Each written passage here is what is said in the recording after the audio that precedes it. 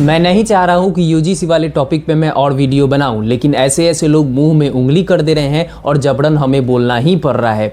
देखिए जरा chat GPT की जाति निर्धारित करने वाले प्रोफेसर विजेंद्र सिंह चौहान क्या कहते हैं इस मामले पे। इसके खिलाफ कार्रवाई की जाएगी। और आप जानते हैं क्या हो रहा है?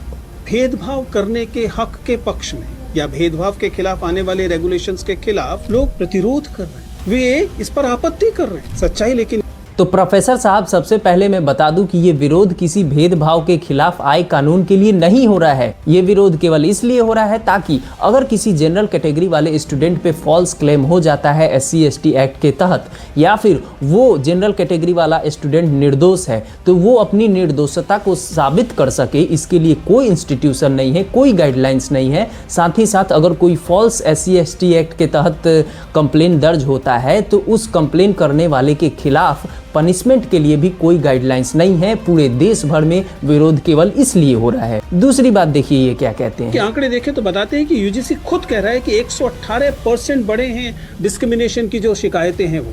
इसका जिसको देखो ये 118% वाला फिगर लेके चले आ रहा है। आइए कुछ और मैं आपको दिखाता हूँ। ओवरऑल इंडिया में लगभग 4.5 करोड़ कॉलेज स्टूडेंट हैं, जिसमें से 2019-20 की रिपोर्ट के हिसाब से 173 केसेस दर्ज हुए थे कास्ट डिस्क्रिमिनेशन के, जिसके बाद 2023-24 में ये केसेस बढ़कर 378 हुए। इसी का फिगर निकाल के 118% दिखाया जा रहा है। मतलब 4.5 करोड़ कॉलेज के बच्चों में केवल 378 बच्चों ने कास्ट डिस्क्रिमिनेशन जैसी चीज की थी। आगे ये क्या बोलते हैं सुनिए जरा। कि वो भेदभाव के खिलाफ वास्तव में जांच कर सके। ऐसा ना हो कि भेदभाव करने वाले समुदाय के लोग ही उस कमेटी में बैठे हुए हों। तो स्वाभाविक है।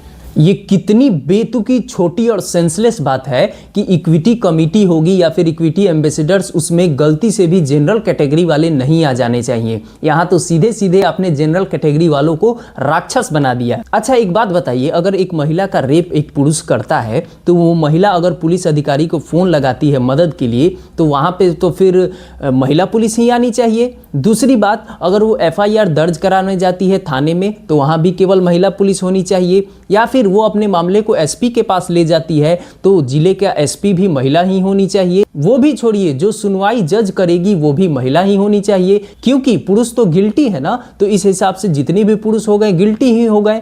आपने ही तो ऐसा कहा है। मैं तो व्यूअर्स से कमेंट्स में राय जानना चाहूंगा कि क्या दिल्ली यूनिवर्सिटी में डोनेशन देके भी प्रोफेसर बन रहे हैं क्या आजकल? अगर नहीं तो ऐसे ऐसे आउटपुट कैसे सामने आ रहे हैं?